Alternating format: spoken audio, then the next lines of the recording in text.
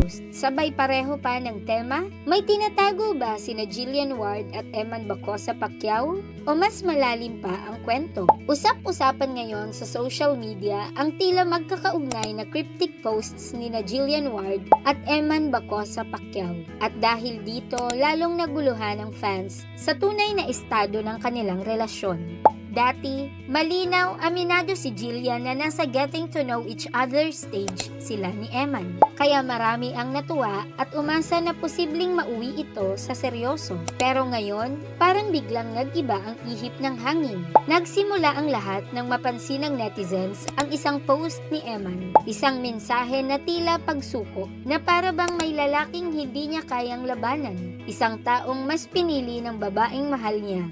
Dahil dito, marami agad nag-isip, si Jillian kaya ang tinutukoy? Mas lalo pang uminit ang intriga nang tanggalin ni Eman ang JW sa kanyang bio. Isang simpleng detalye. Pero para sa fans, malaking senyales. Break na ba? O may ibang nangyari? Pero teka, hindi pa dyan nagtatapos ang kwento. Biglang nag-repost si Jillian ng TikTok video na may mensaheng, "Everything I love, I keep private now." Isang linya na simple pero punong-puno ng kahulugan.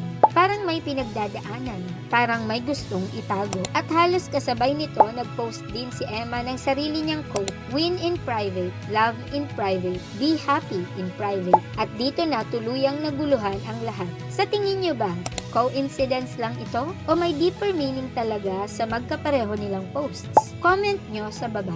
Dahil sa parehong tema ng kanilang mga mensahe, privacy, love at pagiging tahimik, maraming netizens ang naniniwala na baka nagdesisyon ang dalawa na gawing pribado ang kanilang relasyon. Hindi na ipapakita, hindi na ipopost, tahimik na lang pero totoo. Pero hindi lahat kumbinsido. May iba namang nagsasabi na baka coincidence lang o baka mas simple ang dahilan kaysa sa iniisip ng lahat. Pero ito ang hindi inaasahan ng marami. May mga fans na naniniwalang baka parte lang ito ng promotion dahil matatandaang magsasama sina Jillian at Eman sa seryeng Never Say Die. Kasama rin ang ka-love team ni Jillian na si Rahil Birya. Kaya para sa iba, posibleng ang lahat ng cryptic posts na ito ay pakulo lang para pag-usapan, para maging viral at para mas abangan ang kanilang proyekt. At kung totoo man to, effective na dahil ngayon pa lang lahat nakatutok sa kanila.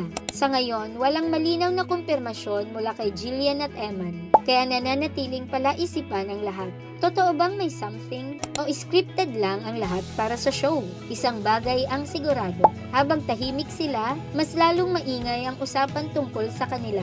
Kung gusto mo ng ganitong klaseng updates, mag-like, mag-comment at mag-subscribe para lagi kang updated.